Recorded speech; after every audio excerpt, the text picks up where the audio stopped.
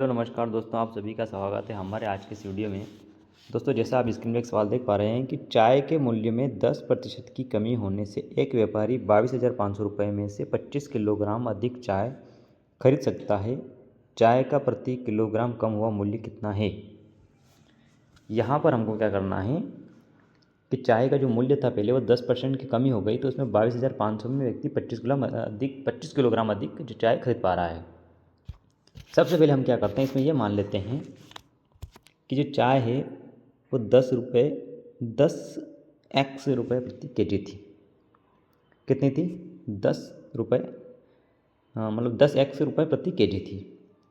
10% की इसमें कमी होगी तो 10 का जो 10% होता है वो 1 होता है, तो 1 की कमी कर देंगे तो यहाँ पर कितना हो जाएगा। अब बाद में जो उस चाय का मूल्य रह जाएगा 9x रुपये प्रति केजी के हिसाब से रह गया होगा। अब हम एक चीज़ और मान लेते हैं कि पहले वो कितनी चाय खरीद रहा था, तो एक मान लीजिए हमने 1 किलोग्राम खरीद पा रहा था, ठीक है। और अब कितनी खरीद पा रहा है वो? ए तो खरीद ही पा रहा है वो, लेकिन उसमें 25 केजी जो है और वो जुड़ जाएगा, तो ए प्लस 25 किलोग्राम वो चाय खरीद पा रहा है। अब हमको क्या करना है, इसमें सीधा सब कैलकुलेशन करने आंसर आ जाएगा। कैसे करना है?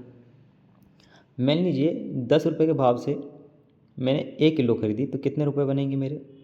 यहाँ बन जाएंगे मेरे 10x गुणित ए, ठीक है। तो ये भी पैसे बराबर, ये कितने इसके बराबर आएंगे? मतलब 22,500 रुपये हो जाएंगे। उसी के बराबर यहाँ पर भी तो वही चीज़ होगी, पैसे तो वही है, कम थोड़े हुए हैं।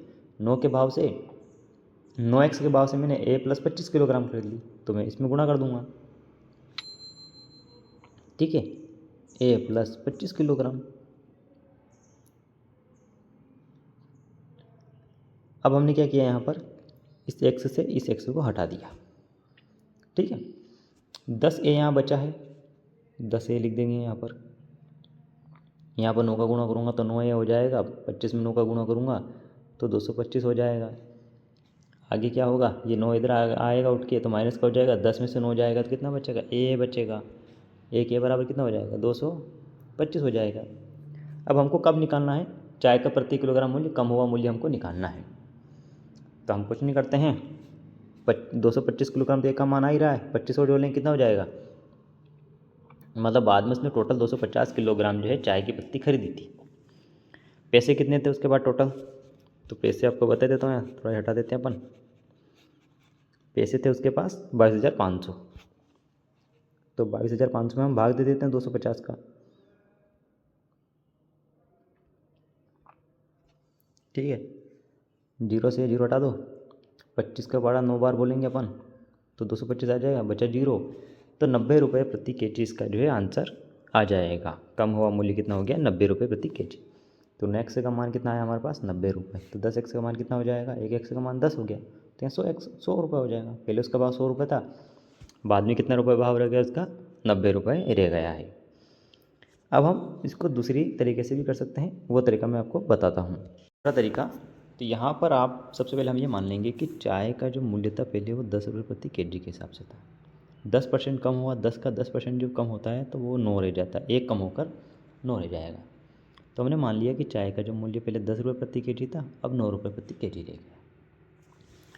एक चीज़ हम ये मान लेते हैं यहाँ पर कि यहाँ पर वो कितना केजी खरीद रहा है, उसके लिए हम 10 और 9 का भाग चला जाए ऐसी एक संख्या मान लेंगे, इनका लघुत्तम समावर्तक भी लेंगे।